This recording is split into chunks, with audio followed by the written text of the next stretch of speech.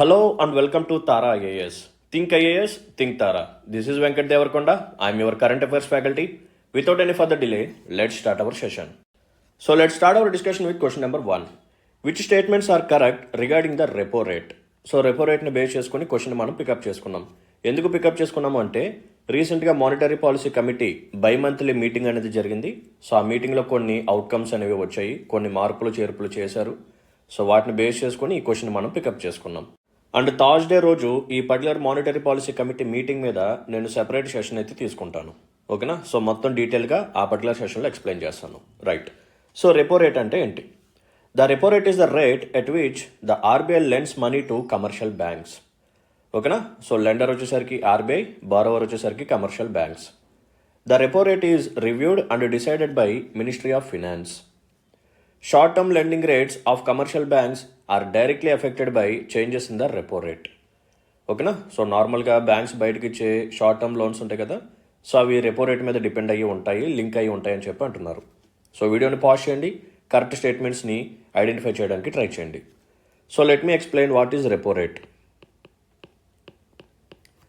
So ఒక side మనకి RBI ఉంటుంది, ఇంకో side normal scheduled commercial banks ఉంటాయి.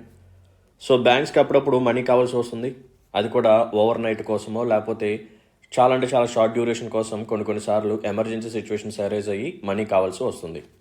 సో ఆ టైం పీరియడ్లో బ్యాంక్ ఏం చేసింది అంటే ఆర్బీఐ దగ్గరికి వచ్చి లోన్ని తీసుకుంటుంది అనమాట. So RBI will provide loan. ఓకేనా? రైట్. సో ఇప్పుడు కమర్షియల్ బ్యాంక్స్ ఏం చేయాలి అంటే లోన్కి అగెనిస్ట్గా కొలెటరల్ని ప్లేస్ చేయాలి, నథింగ్ బట్ సెక్యూరిటీస్ని ప్లేస్ చేయాలన్నమాట. ఓకే. సో రెపో రేట్లో ఖచ్చితంగా సెక్యూరిటీస్ని ప్లేస్ చేస్తారు. ఓకే. సో అవసరం తీరిపోయిన తర్వాత బ్యాంక్స్ ఏం చేస్తాయి, తీసుకున్న principal amount plus some amount of ఇంట్రెస్ట్ని ఛార్జ్ చేసి తిరిగి పేమెంట్ చేయడం జరుగుతుందన్నమాట. ఓకేనా? అండ్ ఆర్బీఐ ఏం చేస్తుంది, తీసుకున్న కొలెటరల్ని కూడా తిరిగి మళ్ళీ బ్యాంక్స్కి ఇచ్చేస్తుంది. సో ఇక్కడ ప్రిన్సిపల్ అమౌంట్ ప్లస్ ఇంట్రెస్ట్ అని మాట్లాడుకున్నాం కదా, ఆ ఇంట్రెస్ట్ రేట్ రెపో రేట్ అనమాట. సో ప్రెసెంట్ రెపో రేట్ వచ్చేసరికి 6.5% ఉందన్నమాట. సో రీసెంట్గా వచ్చిన మానిటరీ పాలసీ కమిటీ మీటింగ్ అవుట్కమ్స్లో కూడా రెపో రేట్ని ఎటువంటి చేంజ్ చేయలేదు. ఓకేనా? సో రెపో రేట్ని మార్చలేదన్నమాట. సో అలాగే ఉంచారు, 6.5% ఉంచారు. సో ఇలా రెపో రేట్ని ఇప్పటి వరకు 11 times చేంజ్ చేయకుండా కాన్స్టెంట్గా మెయింటైన్ చేసుకుంటూ వచ్చారు. ఓకే. సో జనరల్గా ఈ మీటింగ్స్ అనేవి బై మంత్లీ అంటే 2 monthsకి ఒకసారి జరుగుతుంటుంది. ఇలా జరిగినప్పుడు వాళ్ళు ఈ మానిటరీ పాలసీ టూల్స్లో చేంజెస్ తీసుకురావచ్చు, బట్ రెపో రేట్ ప్రకారం ఎటువంటి చేంజ్ని తీసుకురావట్లేదు. సో కంటిన్యూస్గా 6.5%ని అలాగే మెయింటైన్ చేసుకుంటూ వస్తున్నారు ఫ్రమ్ పాస్ట్ 11 meetings. ఓకేనా? సో 11 meetings నుంచి ఇదే స్ట్రీక్ని మెయింటైన్ చేస్తున్నారు అన్నమాట. సో సిఆర్ఆర్ ప్రకారం చేంజ్ని తీసుకొచ్చారు. సో సిఆర్ఆర్ అనేది 4.5% ఉండాలి, దాన్ని 4%కి తగ్గించారు. సో దీని ద్వారా ఎడిషనల్ అమౌంట్ ఆఫ్ క్యాష్ అనేది బ్యాంక్స్ దగ్గరికి వెళ్తుంది. ఇప్పుడు బ్యాంక్స్ యొక్క లెండింగ్ కెపాసిటీ అనేది పెరుగుతుంది. సో కొంచెం మనీ సప్లై కూడా మార్కెట్లో పెరిగే ఛాన్స్ ఉంది. సో ఇవన్నీ నేను నెక్స్ట్ సెపరేట్ సెషన్లో ఎక్స్ప్లెయిన్ చేస్తానని చెప్పాను కదా. రైట్. సో చూడండి, రెపో రేట్ అంటే ఏంటో మనకి ఇప్పుడు అర్థమైంది కదా. సో దీని యొక్క ఫుల్ మీనింగ్ వచ్చేసరికి రీపర్చేజింగ్ అగ్రిమెంట్. ఓకేనా? సో రీపర్చేజింగ్ అగ్రిమెంట్ అంటే నేను మళ్ళీ కొంటాను. వేటిని కొంటాను? నేను నీకు కొలాటరల్గా ప్లేస్ చేసిన సెక్యూరిటీస్ ఏవైతే ఉన్నాయో వాటిని మళ్ళీ తిరిగి నేనే బై చేయడం జరుగుతుంది అని చెప్పి కమర్షియల్ బ్యాంక్స్ అగ్రిమెంట్ని ఫిక్స్ చేసుకుంటాయి విత్ ఆర్బీఐ.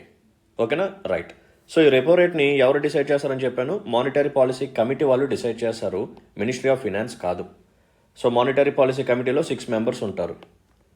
సో 6 membersలో 3 members వచ్చేసరికి ఆర్బీఐ సైడ్ నుంచి అండ్ రిమైనింగ్ 3 members వచ్చేసరికి appointed by government of India. ఓకేనా?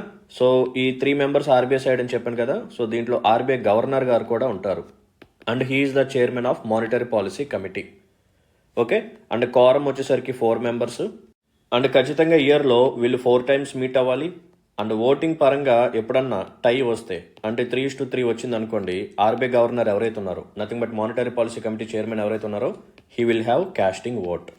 మరి ఈ పర్టికులర్ కమిటీని ఏ యాక్ట్ ప్రకారం మనం క్రియేట్ చేస్తున్నాము అంటే ఆర్బీఐ యాక్ట్.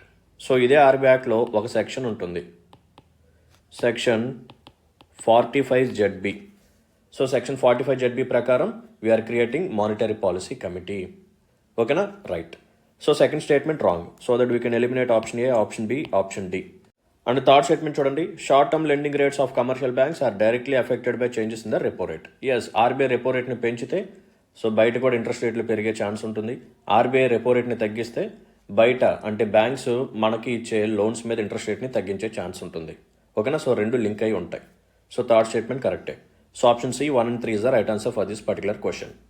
అండ్ నేను మళ్ళీ రిపీట్ చేస్తున్నాను, థర్స్డే అప్లోడ్ అయ్యే సెషన్ ఏదైతే ఉందో దాన్ని మాత్రం అందరూ చూడండి. దాంట్లో నేను రెపో రేట్ పరంగా చేంజ్ తీసుకొచ్చారా లేదా, అఫ్ కోర్స్ చేంజ్ తీసుకురాలేదని ఇక్కడే చెప్పేశాను కదా. అండ్ సిఆర్ఆర్ పరంగా 4.5% ఉండదాన్ని 4%కి తగ్గించారు. And next one GDP forecast ఎంత ఉండబోతుందని చెప్పి ప్రిడిక్ట్ చేశారు. And consumer price index inflation ఎంత ఉండబోతుంది అని చెప్పి ఫోర్కాస్టింగ్ చేశారు. నెక్స్ట్ ఎస్ఓఆర్ఆర్ని తీసుకొచ్చారు. సో ఎస్ఓఆర్ఆర్ అంటే ఏంటి? ఓకేనా? So what is secured overnight rupee rate. Okay. And agriculture లోన్స్ని కూడా ఇంక్రీజ్ చేయడం జరిగింది. అంటే కొలాటరల్ ఫ్రీ అగ్రికల్చర్ లోన్స్ ఏవైతే ఉన్నాయో వాటి యొక్క లిమిట్ని కూడా పెంచారు. అండ్ కొన్ని టైప్స్ ఆఫ్ బ్యాంక్స్కి ప్రీ శాంక్షన్డ్ క్రెడిట్ లైన్స్ని కూడా పర్మిషన్ ఇచ్చారనమాట. ఇవన్నీ చాలా ఇంపార్టెంట్ టాపిక్స్, చాలా అంటే చాలా ఇంపార్టెంట్ టాపిక్స్. ఓకే. ఎకానమీ పరంగా మోస్ట్ ఇంపార్టెంట్ కరెంట్ అఫైర్స్ ఇవే. సో ఖచ్చితంగా ఎగ్జామ్లో వచ్చే ఛాన్సెస్ ఎక్కువగా ఉన్నాయి. సో నేను థర్స్డే స్పెషల్ సెషన్ తీసుకుంటాను, దాన్ని మాత్రం మీరు అందరూ ఖచ్చితంగా చూడాల్సిందే. నేను ప్రొవైడ్ చేసేంత డీటెయిల్స్ మీకు ఎక్కడ యూట్యూబ్లో దొరకవు, కావాలంటే you can check it. Okay. So economy related current affairs మీద మనం ప్రొవైడ్ చేసేంత కాంప్రహెన్సివ్ డేటా ఎవరు ప్రొవైడ్ చేయరు. ఓకేనమ్మా? Right. Let's look at question number 2. Consider the following statements regarding the Gulf cooperation council. So what is the context? So రీసెంట్గా ఈ GCC meeting ఏదైతే ఉందో 45th సమ్మిట్, సో కువైట్ వాళ్ళు conduct చేస్తున్నారు. అంటే ఇందులో టోటల్గా 6 మెంబర్స్ ఉంటారన్నమాట. సో ఈ 6 మెంబర్స్ ఎవ్రీ ఇయర్ ఒక్కొక్కరు సమ్మిట్ని కండక్ట్ చేస్తూ ఉంటారు. సో ఈ ఇయర్ 2024 45th సమ్మిట్ని కండక్ట్ చేసేది కువైట్ అనమాట. సో కువైట్కి సంబంధించిన ఫారెన్ మినిస్టర్ ఇండియాకి వచ్చి మోడీ గారిని కలవటం జరిగింది. ఓకేనా? సో ఆ నేపథ్యంలో ఈ గల్ఫ్ కోఆపరేషన్ కౌన్సిల్ గురించి ఇప్పుడు మనం డిస్కస్ చేద్దాం. సో ఫస్ట్ ఆప్షన్ చూడండి, Persian is the official language of the council. So GCC దీని యొక్క అఫీషియల్ లాంగ్వేజ్ వచ్చేసరికి పర్షియన్ అంటున్నారు. అండ్ దీని యొక్క హెడ్ క్వార్టర్స్ అనేది రియాద్లో ఉంది అంటున్నారు. And Yemen is a member state of the council. So వీడియోని పాజ్ చేయండి, కరెక్ట్ స్టేట్మెంట్స్ని ఐడెంటిఫై చేయడానికి ట్రై చేయండి. So first of all, what is Gulf cooperation council? So ఇది ఒక గ్రూప్ అనమాట. It is like a group, it is like a union. So it is related to political, economic as well as intergovernmental union. ఓకేనా? ఇది ఒక political union or economic union or intergovernmental union అనమాట. So దీంట్లో టోటల్గా 6 members ఉంటారు. It consist 6 members. So who are they? So 6 members వచ్చేసరికి first one Bahrain, next Oman, Kuwait, Saudi Arabia, United Arab Emirates and last one Qatar. ఓకేనా? So ఈ 6 countries దీంట్లో members అనమాట. Bahrain, Oman, Kuwait, Saudi Arabia, United Arab Emirates, Qatar. Okay, right. మరి దీనికి సంబంధించిన head quarters ఎక్కడ ఉంది? గల్ఫ్ కోఆపరేషన్ కౌన్సిల్కి సంబంధించిన head quarters. So head quarters is located in Riyadh. And ఈ రియాద్ ఎక్కడుంది? It is located in Saudi Arabia. Okay. So ఈ ఫోరంని lead చేసేది సౌదీ అరేబియా కాబట్టి సో సౌదీ అరేబియాకి యెమెన్కి అసలు పడదు. సో అందుకని యెమెన్ అనేది ఇందులో అసలు మెంబర్గా ఉండదు. సో అందుకని మీకు చూడండి కొంచెం ట్రిక్కీగా యెమెన్ అనేది మెంబర్ కంట్రీ అని చెప్పి కూడా ఇక్కడ మెన్షన్ చేశారు. సో ఈ స్టేట్మెంట్ రాంగ్ అనమాట. So Yemen is not a member of GCC. ఓకేనా? సో కంటిన్యూస్గా Saudi Arabia versus Houthis. So Houthis వచ్చేసరికి యెమెన్ సైడ్ నుంచి సో వీళ్ళిద్దరి మధ్య కాన్ఫ్లిక్ట్ అనేది ఎప్పటి నుంచో ఉంటుందన్నమాట. సో అందుకని వీళ్ళిద్దరు కలిసిగట్టుగా ఎక్కడ ఉండరు. I hope it is clear. ఓకేనా? సో హెడ్ క్వార్టర్స్ వచ్చేసరికి రియాద్, సౌదీ అరేబియా. సో ఈ పర్టికులర్ గల్ఫ్ కోఆపరేషన్ కౌన్సిల్ని ఎప్పుడు తీసుకొచ్చారు అంటే ఇన్ ద ఇయర్ 1981. అండ్ ఈ పర్టికులర్ కౌన్సిల్ ఏదైతే ఉందో దీని యొక్క అఫీషియల్ లాంగ్వేజ్ వచ్చేసరికి అరబిక్. అఫీషియల్ లాంగ్వేజ్ వచ్చేసరికి అరబిక్ అనమాట. అండ్ ఈ పర్టికులర్ జీసీసీ ఏదైతే ఉందో ఇది ఇండియా యొక్క లార్జెస్ట్ రీజనల్ ట్రేడింగ్ గ్రూప్. ఓకేనా? సో మనకి జనరల్గా రీజనల్ బ్లాక్స్ కొన్ని ఉంటాయి. సో ఆ రీజనల్ బ్లాక్స్ మొత్తంలో మన ఇండియాతో ఎక్కువగా ట్రేడింగ్ జరిపేది ఈ జీసీసీనే. ఓకేనమ్మా? రైట్. సో 45th సమ్మిట్ వచ్చేసరికి కువైట్లో జరుగుతుంది. ఇప్పుడు మన క్వశ్చన్ సాల్వ్ చేద్దాం పదండి. So Persian is the official language of council అంటున్నారు, wrong. So what is official language? Arabic. So first statement wrong అనమాట. అండ్ దీని యొక్క హెడ్ క్వార్టర్స్ వచ్చేసరికి రియాద్. ఇది కరెక్టే. రియాద్ ఎక్కడ ఉంది? Saudi Arabia. And Yemen is a మెంబరా? కాదు. Who are the members of GCC? చెప్పండి. Bahrain, Oman, Kuwait, Saudi Arabia, UAE, Qatar. So third statement కూడా ఇన్కరెక్ట్ అనమాట. సో కేవలం సెకండ్ ఆప్షన్ ఒక్కటే correct. So option D is the right answer. Let's look at question number 3. ఇది కూడా monetary policy committee meeting యొక్క outcomes నుంచే మనం పికప్ చేసాము. సో సిఆర్ఆర్ని బేస్ చేసుకుని మనం పికప్ చేయడం జరిగింది. సో క్యాష్ రిజర్వ్ రేషియో 4.5% ఉండేది. దీన్ని 50 బేసిస్ పాయింట్స్ తగ్గించారు. సో ఇప్పుడు ఇది 4%కి వచ్చింది. సో ఇలా మనం 4%కి తగ్గించడం ద్వారా బ్యాంక్స్ దగ్గర ఎడిషనల్ మనీ సప్లై అనేది పెరుగుతుంది అనమాట. అంటే బ్యాంక్ యొక్క లెండింగ్ కెపాసిటీ పెరుగుతుంది. ఎంత పెరుగుతుంది? 1.16 lakh crores.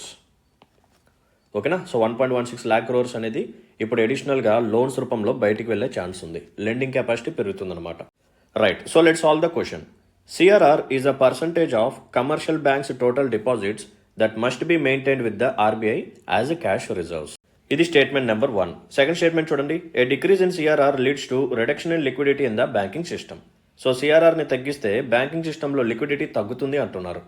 సో ఆలోచించండి, ఇందాక నేను చెప్పాను RBI can increase the CRR to control inflation. Inflation control చేయడానికి ఆర్బీఐ సిఆర్ఆర్ని ఇంక్రీజ్ చేయొచ్చు అని చెప్పి అంటున్నారు. Okay, so let's look at what is CRR, cash reserve ratio. So బ్యాంక్స్కి మనం నెట్ డిమాండ్ అండ్ టైమ్ లయబిలిటీస్ని క్యాలిక్యులేట్ చేస్తాం. ఇలా క్యాలిక్యులేట్ చేసినప్పుడు దీంట్లో సమ్ పర్సంటేజ్ మనం ఎస్ఎల్ఆర్ రూపంలో మెయింటైన్ చేయాలి, అంటే బ్యాంక్స్ అనమాట. అంటే దీంట్లోనే ఇంకొంత సమ్ పర్సంటేజ్ వచ్చేసరికి సిఆర్ఆర్ రూపంలో మెయింటైన్ చేయాలి. సో ఎస్ఎల్ఆర్ రిజర్వ్స్ వచ్చేసరికి బ్యాంక్స్ తన దగ్గరే తాను పెట్టుకోవచ్చు. అది కూడా క్యాష్ రూపంలో కానీ, గోల్డ్లో కానీ, అండ్ గవర్నమెంట్ సెక్యూరిటీస్ కానీ, అదర్ ఫినాన్షియల్ ఇన్స్ట్రుమెంట్స్లో ఇన్వెస్ట్మెంట్ చేయొచ్చు. సో వేటిలో మనం రిజర్వ్స్ లాగా మెయింటైన్ చేయొచ్చు అనేది ఆర్బీఐ విల్ డిసైడ్ అనమాట. అండ్ క్యాష్ రిజర్వ్ రేషియో ఏదైతే ఉందో ఇది బ్యాంక్స్ ఆర్బీఐ దగ్గర పార్క్ చేయాలి. అది కూడా క్యాష్ ఫామ్లో మాత్రమే. ఓకేనా? కేవలం క్యాష్ ఫామ్లో మాత్రమే. గోల్డ్ కానీ, గవర్నమెంట్ సెక్యూరిటీస్ కానీ అలా ప్లేస్ చేయడానికి కుదరదు. సో ఇప్పుడు ఏం జరిగింది? బ్యాంక్స్ తన దగ్గర ఉన్న క్యాష్ని తీసుకెళ్లి ఆర్బీఐ దగ్గర డిపాజిట్ చేసి అలా పక్కన పెట్టిందనమాట యాజ్ ఎ సిఆర్ఆర్. సో మరి ఆర్బీఐ ఏమైనా బ్యాంక్స్కి ఇంట్రెస్ట్ రేట్ని పే చేస్తుందా అంటే నో, ఎటువంటి ఇంట్రెస్ట్ రేట్ని పే చేయదు. సో బ్యాంక్స్కి సిఆర్ఆర్ మీద ఎటువంటి ప్రాఫిట్ అనేది రాదు. బట్ బ్యాంక్స్కి ఎస్ఎల్ఆర్ మీద ప్రాఫిట్ అనేది వస్తుంది. బికాజ్ గోల్డ్ రూపంలో ఇన్వెస్ట్మెంట్ చేసింది అనుకోండి, గోల్డ్ రేట్స్ పెరిగితే ప్రాఫిట్ వస్తుంది. గవర్నమెంట్ సెక్యూరిటీస్ కానీ, అదర్ బాండ్స్ కానీ, సో వాటి మీద ఇన్వెస్ట్మెంట్ చేస్తే టెన్యూర్ అయిపోయిన తర్వాత మనకి ఇంట్రెస్ట్ రేట్ వస్తుంది కాబట్టి సో ప్రాఫిట్ అనేది వస్తూ ఉంటుంది. సో ఎస్ఎల్ఆర్ రూపంలో బ్యాంక్స్కి ప్రాఫిట్ వస్తుంది తప్ప సిఆర్ఆర్ రూపంలో బ్యాంక్స్కి ప్రాఫిట్ అనేది రాదు. ఓకే, సో ప్రెసెంట్ యాక్చువల్గా సిఆర్ఆర్ అనేది 4.5% ఉండాలి అని చెప్పాను కదా. సో దీన్ని 4%కి తగ్గించారు. సో దీని ద్వారా 1.16 lakh crores అనేవి ఇప్పుడు మార్కెట్లోకి అడిషనల్గా వెళ్తున్నాయి. నథింగ్ బట్ బ్యాంక్స్ యొక్క లెండింగ్ కెపాసిటీ పెరుగుతుందన్నమాట. సో ఎప్పుడైతే సిఆర్ఆర్ని ఆర్బీఐ తగ్గిస్తుందో బ్యాంక్ యొక్క లిక్విడిటీ అనేది పెరుగుతుంది. బ్యాంక్ దగ్గర లెండింగ్ కెపాసిటీ అనేది పెరుగుతుంది. అవైలబుల్ ఫండ్స్ అనేవి పెరుగుతాయి అన్నమాట. సో దీన్ని బేస్ చేసుకొని మనం ఇంకొక టాపిక్ని తీసుకురావచ్చు, అదే inflation as well as deflation. So inflation అంటే ప్రైజెస్ బాగా పెరిగిపోతున్నాయి.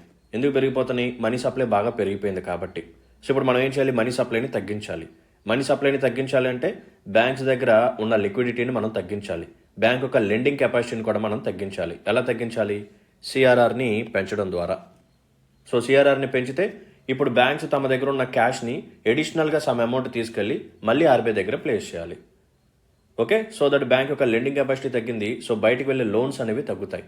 అండ్ బయటికి వెళ్ళే లోన్స్ మీద ఇంట్రెస్ట్ రేట్ కూడా పెరుగుతుంది. సో ఇంట్రెస్ట్ రేట్ ఎక్కువగా ఉంటే కస్టమర్స్ తీసుకోవడానికి ఇంట్రెస్ట్ చూపించరు. సో అలా మనీ సప్లైని మనం కంట్రోల్ చేస్తాం. ఒకవేళ మార్కెట్ బాగా డల్ అయిపోయి, సో డీఫ్లేషన్ అయిపోయి ఎకనామిక్ గ్రోత్ పడిపోయింది అనుకోండి, ఇప్పుడు మనం ఏం చేయాలి? సిఆర్ఆర్ని తగ్గించాలి. సో సిఆర్ఆర్ని తగ్గించడం ద్వారా బ్యాంక్స్కి ఇప్పుడు లిక్విడిటీ పెరుగుతుంది. బ్యాంక్స్ దగ్గర లెండింగ్ కెపాసిటీ పెరిగి ఇప్పుడు ఎక్కువ అమౌంట్ ఆఫ్ లోన్స్ మార్కెట్లోకి వెళ్తాయి. సో మనీ సప్లై పెరుగుతుంది. మనీ సప్లై పెరిగితే డిమాండ్ పెరుగుతుంది. సో డిమాండ్ పెరిగితే మళ్ళీ ప్రొడక్షన్ యాక్టివిటీ అనేది పెరుగుతుంది. ఎంప్లాయ్మెంట్ ఆపర్చునిటీస్ క్రియేట్ అవుతాయి. సో దట్ ఎకానమీ అనేది మళ్ళీ రివైవ్ అవుతుంది అనమాట.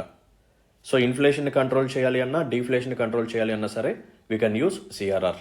ఓకే, సో ఇప్పుడు మన క్వశ్చన్ని సాల్వ్ చేద్దాం పదండి. CRR is a percentage of commercial banks total deposits that must be maintained with the RBI as cash reserves. So first statement correct అనమాట.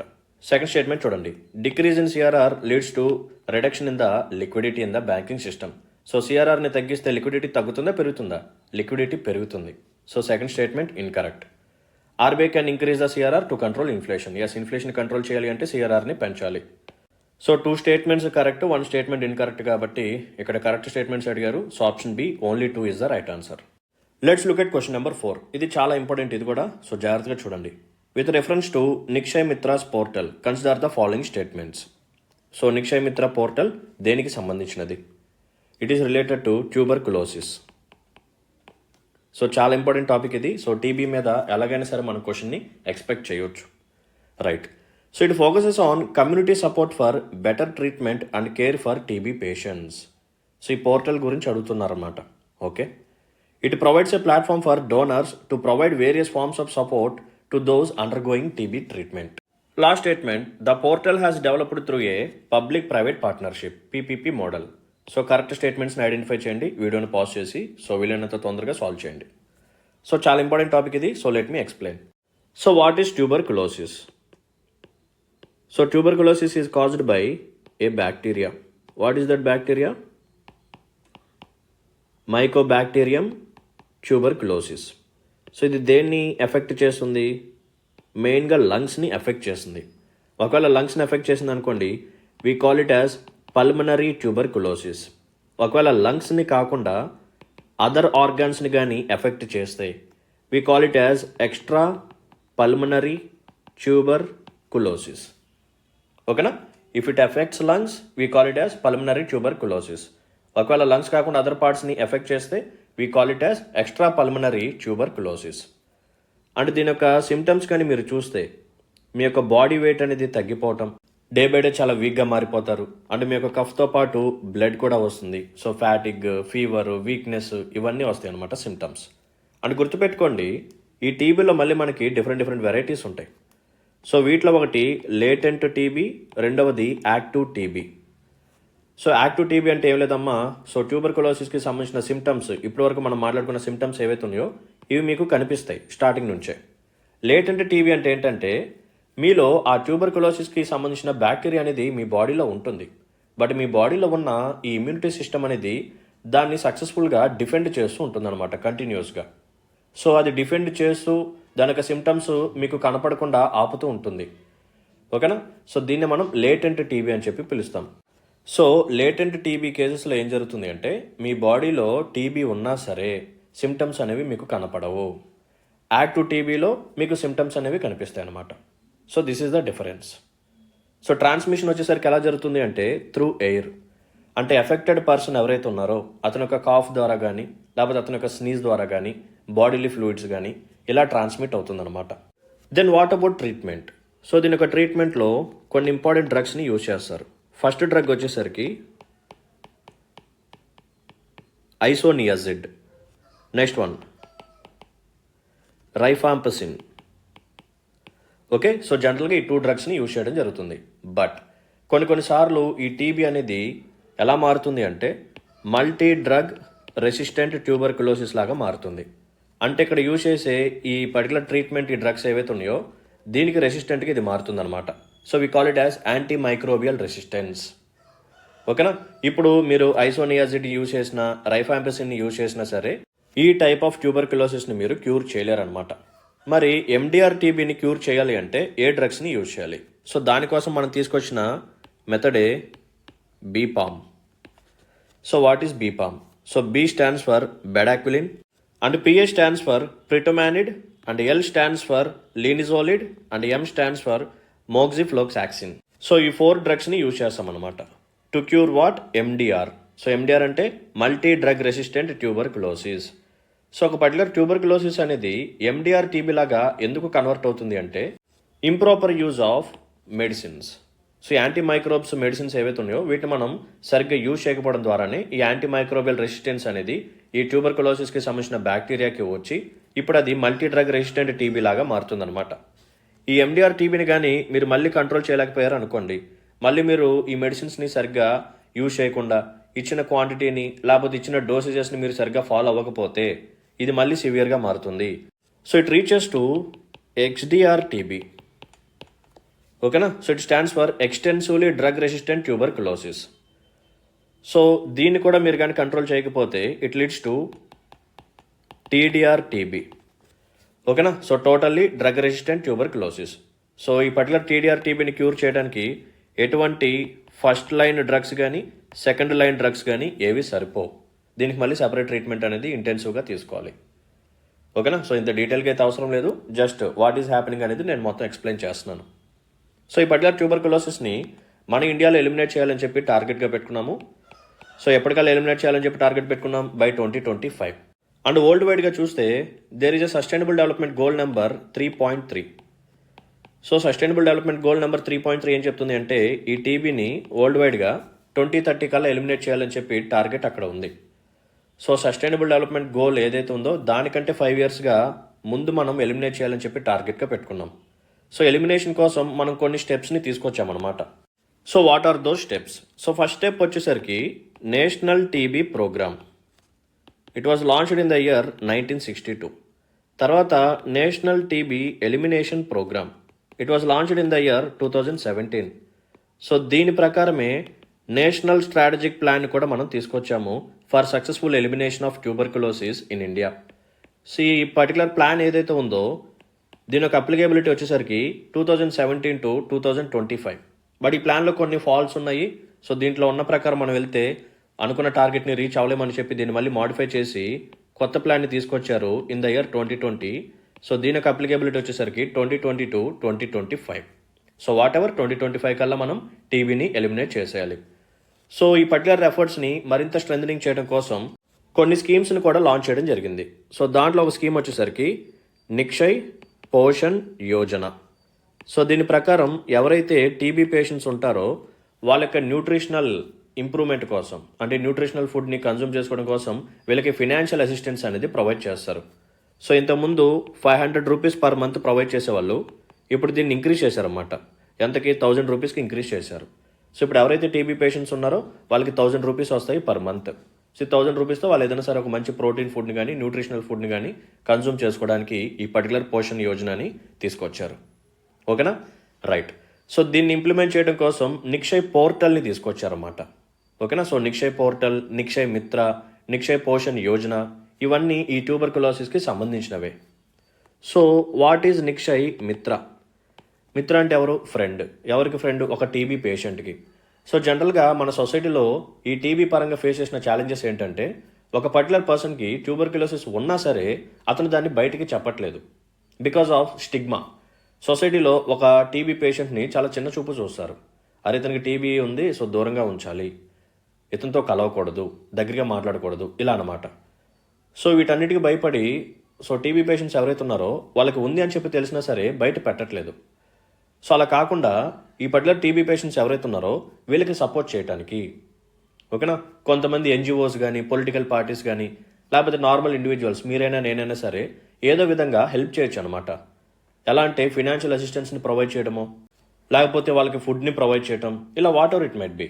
సో కొంతమంది డోనర్స్ని ముందుకు తీసుకురావడం కోసం నిక్షయ్ పోర్టల్ అనే దాన్ని తీసుకొచ్చారు. సో నిక్షయ్ పోర్టల్, ఈ పోర్టల్లో ఈ టీబీకి సంబంధించిన స్టేక్ హోల్డర్స్ అందరూ ఇన్వాల్వ్ అవుతారనమాట. సో ఈ పోర్టల్లో పేషెంట్స్ రిజిస్టర్ అవుతారు, యాజ్ వెల్ యాజ్ డోనర్స్ కూడా రిజిస్టర్ అవుతారు. ఓకేనా. సో డోనర్స్ వచ్చేసరికి ఎవరైనా ఉండొచ్చు, మనలాంటి కామన్ ఇండివిజువల్స్ లేకపోతే NGOs, political parties, cooperative societies, private corporations, వీళ్ళందరూ ఉండొచ్చు. సో వీళ్ళందరూ ఆ పోర్టల్లో రిజిస్టర్ అయ్యి ఎంతో కొంత అమౌంట్ని డొనేట్ చేయొచ్చు అనమాట.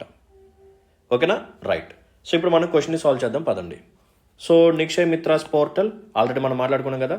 So it focuses on community support for better treatment and care for TB patients. Yes, మనలాంటి కామన్ కమ్యూనిటీ పీపుల్ ఎవరైతే ఉన్నారో వీళ్ళు సపోర్ట్ చేయొచ్చు అనమాట ఈ పోర్టల్ ద్వారా టీబీ పేషెంట్స్కి. It provides a platform for donors to provide various forms of support to those undergoing TB treatment. So ఎవరైతే ప్రజెంట్ టీబీ ట్రీట్మెంట్ని పొందుతున్నారో వాళ్ళకి ఏదో విధంగా మనం సహాయం చేయొచ్చు. The portal has developed through a public private partnership. Yes, private వాళ్ళు కూడా దీంట్లో యాక్టివ్గా ఇన్వాల్వ్ అవుతారన్నమాట. సో 3 స్టేట్మెంట్స్ కరెక్టే. అండ్ చాలా అంటే చాలా ఇంపార్టెంట్ పాయింట్స్ నేను అన్ని మెన్షన్ చేశాను, ఎక్స్ప్లెయిన్ చేయడం జరిగింది. ఇవన్నీ నోట్ డౌన్ చేసుకోండి. ఖచ్చితంగా వీటి మీద క్వశ్చన్స్ అనేవి ఎగ్జాక్ట్గా దిగుతాయి. ఓకేనా. సో ఏ బ్యాక్టీరియా వల్ల మనకి టీబీ వస్తుంది, సో దీని యొక్క ట్రాన్స్మిషన్ అనేది ఎలా జరుగుతుంది, సో సిమ్టమ్స్ ఏంటి, so what are the medicines, ఎటువంటి మెడిసిన్స్ని మనం యూజ్ చేస్తున్నాము, సో బీపామ్ రెజిమిన్ అంటే ఏంటి, సో దేన్ని ట్రీట్ చేయడానికి బీపామ్ రెజిమిన్ని యూజ్ చేస్తాము. అండ్ ఆఫ్ కోర్స్ ఇంకో పాయింట్ ఏంటంటే ఈ టీబీని ప్రివెంట్ చేయడానికి మనం వ్యాక్సిన్ని కూడా యూజ్ చేస్తాం. సో వ్యాక్సిన్ నేమ్ వచ్చేసరికి బీసీజీ వ్యాక్సిన్. ఐ హోప్ మీ అందరికీ తెలుసని అనుకుంటున్నాను. ఓకేనా. సో బీసీజీ వ్యాక్సిన్ని మనం యూజ్ చేస్తాం అనమాట for the prevention of tuberculosis. That's it. So ఈ పాయింట్స్ అన్ని మెన్షన్ చేసుకోండి. సో ఎస్డిజి గోల్ వచ్చేసరికి 2030 అయితే మన ఇండియా యొక్క టార్గెట్ వచ్చేసరికి 2025. సో దానికంటే 5 years ఎర్లీగా మనమే ఎలిమినేట్ చేయాలని చెప్పి టార్గెట్గా పెట్టుకున్నాం. సో 3 స్టేట్మెంట్స్ కరెక్టే కాబట్టి option D is the right answer for this particular question.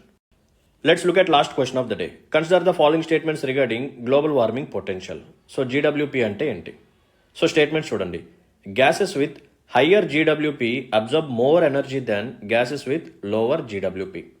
So ఏ గ్యాసెస్కి అయితే జీడబ్ల్యూపీ అనేది ఎక్కువగా ఉంటుందో ఆ గ్యాసెస్ ఎక్కువగా ఎనర్జీని అబ్జార్బ్ చేసుకుంటాయి when compared with lower GWP gases. Okay, methane has a GWP more than 20 times higher than CO2. So carbon dioxide కంటే మీథేన్ యొక్క గ్లోబల్ వార్మింగ్ పొటెన్షియల్ ఎక్కువగా ఉందని చెప్పి అంటున్నారు. So let me explain. So అసలు జీడబ్ల్యూపీ అంటే ఏంటి, ఇది ఎందుకు యూజ్ చేస్తాం? ఫస్ట్ ఆఫ్ ఆల్ జీడబ్ల్యూపీ ఏదైతే ఉందో దీన్ని మనం ఎందుకు క్యాలిక్యులేట్ చేస్తాము అంటే మన అట్మాస్ఫియర్లో డిఫరెంట్ గ్యాసెస్ ఉంటాయి కదా. సో ఒక్కొక్క గ్యాస్కి ఒక్కొక్క పొటెన్షియాలిటీ అనేది ఉంటుంది. ఏంటా పొటెన్షియాలిటీ? Global warming potentiality. అంటే కొన్ని గ్యాసెస్ ఎక్కువగా గ్లోబల్ వార్మింగ్ని క్రియేట్ చేస్తాయి, కొన్ని గ్యాసెస్ తక్కువ గ్లోబల్ వార్మింగ్ని క్రియేట్ చేస్తాయి అన్నమాట. సో ఏది ఎక్కువగా క్రియేట్ చేస్తుంది అని చెప్పి మనం తెలుసుకోవాలి. సో దానికోసం మనం యూజ్ చేసే methodology global warming potential. So ఏ గ్యాసెస్కి అయితే గ్లోబల్ వార్మింగ్ పొటెన్షియల్ అనేది ఎక్కువగా ఉంటుందో ఆ గ్యాసెస్ ఎనర్జీని ఎక్కువగా అబ్జర్బ్ చేసుకుంటాయి అన్నమాట. ఒకవేళ ఒక పర్టికులర్ గ్యాస్ యొక్క గ్లోబల్ వార్మింగ్ పొటెన్షియల్ అనేది తక్కువగా ఉందనుకోండి, అది ఎనర్జీని కూడా తక్కువగా అబ్జర్బ్ చేసుకుంటుంది. సో ఇప్పుడు మనం ఈ గ్యాసెస్ని ఆర్డర్ వైజ్గా రాసుకుంటూ వెళ్దాం, depends upon there global warming potential. So first one వచ్చేసరికి CO2, ఆ తర్వాత methane, next one nitrous oxide, CO2, CH4, nothing but methane and nitrous oxide, ఆ తర్వాత హైడ్రోఫ్లోరోకార్బన్, నెక్స్ట్ వన్ పర్ఫ్లోరోకార్బన్, ఆ తర్వాత సల్ఫర్ హెక్సాఫ్లోరైడ్. ఇది ఆర్డర్ అనమాట. సో CO2 ఏదైతే ఉందో దీని యొక్క గ్లోబల్ వార్మింగ్ పొటెన్షియల్ వచ్చేసరికి 1 అండ్ CH4 ఏదైతే ఉందో దీని యొక్క గ్లోబల్ వార్మింగ్ పొటెన్షియల్ వచ్చేసరికి 27. నైట్రస్ ఆక్సైడ్ ఏదైతే ఉందో దీని యొక్క గ్లోబల్ వార్మింగ్ పొటెన్షియల్ వచ్చేసరికి 273. And next one HFC hydrofluorocarbon. So దీని యొక్క వాల్యూ వచ్చేసరికి 1500 to 14,600. ఓకే, చాలా ఎక్కువ. నెక్స్ట్ వన్ పర్ఫ్లోరోకార్బన్, ఇది 7,380. అండ్ సల్ఫర్ హెక్సాఫ్లోరైడ్, ఇది గ్రేటర్ దెన్ 25,000 ఉంటుందన్నమాట. సో ఇది ఆర్డర్ అనమాట, ఇంక్రీజింగ్ ఆర్డర్. సో CO2 నుంచి సల్ఫర్ హెక్సాఫ్లోరైడ్ వరకు ఇంక్రీజ్ అవుతూ వెళ్తుంది. ఓకేనా. సో CO2 కొంచెం తక్కువ అనమాట ఈ గ్యాసెస్ అన్నిటిలో గ్లోబల్ వార్మింగ్ పొటెన్షియల్ పరంగా చూస్తే. సో మీథేన్ యొక్క గ్లోబల్ వార్మింగ్ పొటెన్షియల్ అనేది ఎక్కువగా ఉంటుంది when compared with CO2. So CO2ని మనం బేస్ లాగా తీసుకొని దాన్ని కంపేర్ చేసుకుంటూ వెళ్తామన్నమాట. సో CO2 యొక్క వాల్యూ వచ్చేసరికి 1 అయితే అండ్ మీథేన్ వచ్చేసరికి 27, nitrous oxide 273, HFC 1500 to 14,600, PFC 7,380, SF6 25,200. ఓకేనా. So highest global warming potential దేనికి ఉంది? SF6కి ఉంది, sulphur hexafluoride. I hope it is clear. So ఇప్పుడు క్వశ్చన్ని సాల్వ్ చేద్దాం పదండి. Gases with higher GWP absorb more energy than gases with lower GWP. అంతే కదా, ఏ గ్యాసెస్కి అయితే గ్లోబల్ వార్మింగ్ పొటెన్షియల్ అనేది ఎక్కువగా ఉంటుందో ఆ గ్యాసెస్ ఎక్కువగా ఎనర్జీని అబ్జార్బ్ చేసుకుంటాయని చెప్పి అర్థం. సో ఫస్ట్ స్టేట్మెంట్ కరెక్టే. So methane has higher GWP when compared with CO2. So ఎన్ని times? More than 20 times. So ఇక్కడ కూడా అదే ఉంది కదా, అరౌండ్ 27 times అనమాట. సో CO2 ఈక్వల్ టు 1 అయితే మీథేన్ వచ్చేసరికి 27 times. సో సెకండ్ స్టేట్మెంట్ కూడా కరెక్టే. సో ఈ ఆర్డర్ని కూడా గుర్తుపెట్టుకోండి. Okay, so carbon dioxide, methane, nitrous oxide, HFC, PFC, SF6. So 2 statements కరెక్టే కాబట్టి వాడు కూడా కరెక్ట్ స్టేట్మెంట్స్ అడిగాడు. So option C both 1 and 2 is the right answer. So దీంతో మనం సక్సెస్ఫుల్గా ఈరోజు సెషన్ని ఫినిష్ చేసుకోవడం జరిగింది. I hope you like the session. చాలా కాంప్రహెన్సివ్ ఎఫర్ట్స్తో మీ ముందుకి క్లాసెస్ని తీసుకొస్తున్నాము.